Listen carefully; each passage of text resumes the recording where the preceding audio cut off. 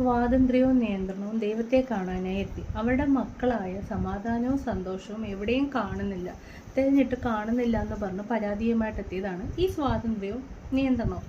ദൈവം ഒരു കുടത്തിനകത്ത് ഇവരുടെ മക്കളെ തേടി കണ്ടെത്തി അടച്ചുമൂടി കൊടുത്തുവിട്ടു. സൂക്ഷിച്ചു കൊണ്ടുപോവുക, വീണ്ടും കാണാതാവാതെ നിങ്ങൾ ശ്രദ്ധിച്ചോളാൻ പറഞ്ഞു. കുറച്ച് ദിവസങ്ങൾ കഴിഞ്ഞപ്പോൾ വീണ്ടും ഈ സ്വാതന്ത്ര്യവും ഈ നിയന്ത്രണവും ദൈവത്തെ കാണാനായി എത്തി. വീണ്ടും മക്കളെ കാണുന്നില്ല, സമാധാനവും സന്തോഷവും എങ്ങ് തിരക്കിയിട്ടും കിട്ടുന്നില്ല. ദൈവം വീണ്ടും കുപ്പിയിലാക്കി കുടത്തിൽ നിന്ന് മാറ്റി ചെറിയൊരു കുപ്പിക്കകത്താക്കി കൊടുത്തുവിട്ട് സൂക്ഷിച്ചു കൊണ്ടുപോകാനായി പറഞ്ഞു. വീണ്ടും പരാതിയുമായി എത്തി. പെട്ടെന്ന് കുറച്ച് ദിവസങ്ങൾക്കുള്ളിൽ വീണ്ടും ഇവരെ കാണാതായി. ദൈവം അവരോട് ചോദിച്ചു, ഞാൻ തന്നുവിടുന്നു, പക്ഷെ നിങ്ങൾക്കത് സൂക്ഷിക്കാൻ കഴിയുന്നില്ലേ? എന്തുകൊണ്ട്? നിങ്ങൾ ശ്രദ്ധിക്കാമെന്ന് പറഞ്ഞു. അതിൻ്റെ കാരണം ദൈവം പറഞ്ഞു കൊടുത്തു. സ്വാതന്ത്ര്യം എന്ന് പറയുന്നത് നിയന്ത്രണമുള്ളപ്പോൾ മാത്രമാണ് സ്വാതന്ത്ര്യം അവിടെ കറക്റ്റ് ആവുന്നത്. നിയന്ത്രണവും സ്വാതന്ത്ര്യവും ബാലൻസ് ചെയ്ത് പോയാൽ അവിടെ സമാധാനവും സന്തോഷവും ഉണ്ടാവും. എന്താണ് അവിടെ കാര്യം? ചില സമയത്ത് നിയന്ത്രണം കൂടുമ്പോൾ അവിടെ സ്നേഹമില്ലാതാവുമ്പോൾ അവിടെ വേദന, പെയിൻ ഉണ്ടാകുന്നു. സ്വാഭാവികമായിട്ടും അവിടെ പണിഷ്മെൻറ്റുകൾ വരുന്നു. പണിഷ്മെൻറ്റുകളിൽ സ്നേഹമില്ലാതെ വരുമ്പോൾ അത് ടോർച്ചറായി മാറുന്നു. അപ്പോൾ സ്വാതന്ത്ര്യം പേടിച്ച് ഓടിപ്പോകുന്നതാണ്. ഈ സ്വാതന്ത്ര്യം നിയന്ത്രണമില്ലാതെ സ്വാതന്ത്ര്യത്തിന് നിലനിൽക്കാൻ കഴിയില്ല. നിയന്ത്രണമില്ലാതെ സ്വാതന്ത്ര്യം ഓടിക്കളഞ്ഞാൽ അതെവിടൊക്കെ ചെന്ന് തട്ടുന്നോ ഒന്നും അറിയാതെ ഓരോരോ പ്രായത്തിലുള്ള സ്വാതന്ത്ര്യമായിട്ട് അങ്ങ് പോകുമ്പോൾ അതിൻ്റെ ഫലമായിട്ട് നാശനഷ്ടങ്ങളാണ്. കോപമായിട്ട് വരുന്നു, ആക്രമണങ്ങളായിട്ട് വരുന്നു, വയലൻസ് ആയിട്ട് വരുന്നു, എല്ലാം ടോട്ടൽ ഡിസ്ട്രക്ഷൻ വരും. നിങ്ങൾ ചെയ്യേണ്ടത് ഒരു ബോർഡർ ലൈൻ വെച്ചിട്ടുള്ള സ്നേഹം നിറഞ്ഞിട്ടുള്ളൊരു നിയന്ത്രണത്തിൽ കൂടെയുള്ള സ്വാതന്ത്ര്യം സന്തോഷത്തെ നിലനിർത്തും. അങ്ങനെയുള്ള സന്തോഷം വരണമെങ്കിൽ അവിടെ സമാധാനം വേണം. സമാധാനം എവിടെയാണ് വരുന്നത്? ഡിസിപ്ലിനായിട്ടുള്ളൊരു ലൈഫ് ഉണ്ടെങ്കിൽ മാത്രമേ, ഡിസിപ്ലിൻ മാത്രം, സ്നേഹം അവിടെ ഡിസിപ്ലിൻ ഇല്ല, കൺട്രോൾ അല്ല ഇവിടെ നിയന്ത്രണമെന്ന് മനസ്സിലാക്കേണ്ടതെന്ന് ദൈവം പറഞ്ഞു കൊടുത്തു. കൺട്രോൾ വന്നു കഴിഞ്ഞാൽ അതൊരു തടവറയായിപ്പോയി. ഡിസിപ്ലിൻ ശരീരത്തിന്, മനസ്സിന്, ഏതിനും ഒരു കൃത്യമായൊരു അച്ചടക്കം, നിയന്ത്രണം, അതാണ് ഡിസിപ്ലിൻ എന്ന് പറയുന്ന വാക്കുകൊണ്ട് അവിടെ ഉദ്ദേശിക്കുന്നത്.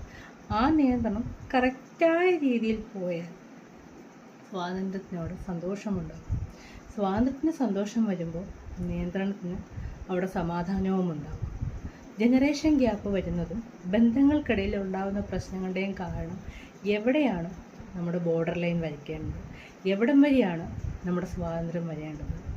ഈ നിയന്ത്രണം സ്നേഹമില്ലാതെ കൂടുമ്പോൾ സ്വാതന്ത്ര്യത്തിന് ശ്വാസം മുട്ടും. അപ്പോൾ സ്വാതന്ത്ര്യത്തിന് ശ്വാസം കിട്ടാനായിട്ട് സ്വാതന്ത്ര്യം പുറത്ത് കിടക്കും. ഈ നിയന്ത്രണത്തിനകത്ത് ഡിസിപ്ലിനകത്തുള്ള സ്വാതന്ത്ര്യമാണ് സമാധാനം തരുന്നത്. ആ സമാധാനം ഉണ്ടെങ്കിൽ മാത്രമേ സന്തോഷം വരികയുള്ളൂ.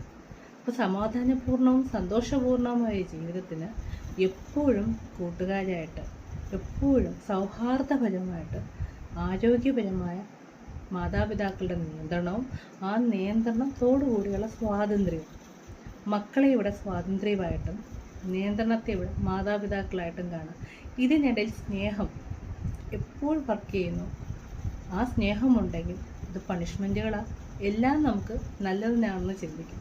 പണിഷ്മെൻ്റ് എന്ന് പറയുന്നത് കറക്ഷനായി മാറുക. നമുക്ക് പണിഷ്മെൻറ്റും വേണ്ട, തെറ്റുതിരുത്തലുകളാവാം. കറക്ഷനും ആക്ടിവിറ്റീസും ഒക്കെ നിറഞ്ഞ സന്തോഷപൂർണമായ ഒരു കുടുംബജീവിതത്തിൽ മക്കൾ വളരുമ്പോൾ അവിടെ എന്നും സമാധാനവും പീസ് ആൻഡ് ഹാപ്പിനെസ് ഉണ്ടാകും. പീസ് എന്ന് പറയുന്നത് എപ്പോഴും നമ്മുടെ ഉള്ളിലുള്ളതാണ്. അത് നിലനിൽക്കണമെങ്കിൽ ഡിസിപ്ലിൻഡ് ആയിട്ടുള്ള സ്വാതന്ത്ര്യം നമുക്ക് വേണം. സ്വാതന്ത്ര്യമില്ലാത്ത ഡിസിപ്ലിന് നിലനിൽക്കാൻ പറ്റത്തില്ല. ഡിസിപ്ലിൻ ഇല്ലാത്തൊരു സ്വാതന്ത്ര്യത്തിനും വലിയ ആയുസ് ഉണ്ടാകത്തില്ല. ഇത് രണ്ടും ഒരുമിച്ച് കൊണ്ടുവരും. തിങ്കിങ് എറർ, മിസ്റ്റേക്കുകൾ വരുത്തുന്നു.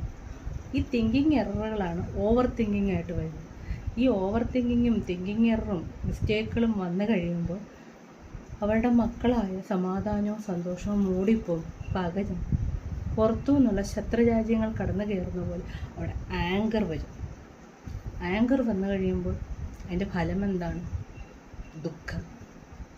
സമാധാനപൂർണവും സന്തോഷപൂർണവുമായ ജീവിതം നിലനിൽക്കാൻ എപ്പോഴും മാതാപിതാക്കളും കുട്ടികളുടെ ഇടയിൽ ഒരു ജനറേഷൻ ഗ്യാപ്പ് ഉണ്ടാകാതെ നോക്കാൻ ആരോഗ്യപരമായിട്ടുള്ള നിയന്ത്രണവും ആ നിയന്ത്രണത്തിലൂടെ അവരുടെ പ്രായത്തിനനുസരിച്ച് അവരെ ആദരിച്ചുകൊണ്ടുള്ള സ്വാതന്ത്ര്യവും ഉണ്ടെങ്കിൽ നമ്മുടെ വീടുകളും നമ്മുടെ സമൂഹവും നമ്മുടെ ലോകവും ഏറ്റവും സന്തോഷപൂർണ്ണമായിട്ട് നിലനിൽക്കും. B positive. ഈ കഥ നിങ്ങൾ നിങ്ങളുടെ കൊച്ചു കൂട്ടുകാർക്ക് ഇതിലും നന്നായിട്ട് പറഞ്ഞു കൊടുക്കുക.